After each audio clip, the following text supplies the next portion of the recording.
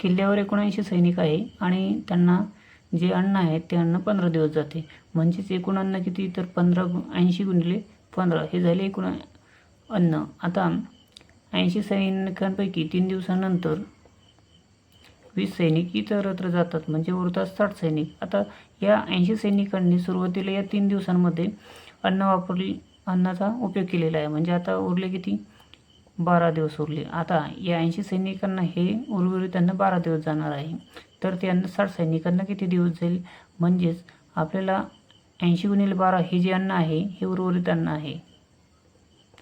हे उर्वरित अन्न आता 60 सैनिकांना किती दिवस जाईल, यासाठी 80 गुणिले 12ला 60ने भाग देऊन घ्यायचा आहे. 20 त्रिक 60, 20 चोक 80, 4 गुणिले 12 भागिले 3, 3 एक 3, 3 चोक 12, 4 गुणिले 4 बरोबर 4 चोक 16. म्हणजेच जे अन्न 80 सैनिकांना 12 दिवस जाणार होते ते 60 सैनिकांना आता 16 दिवस जाईल.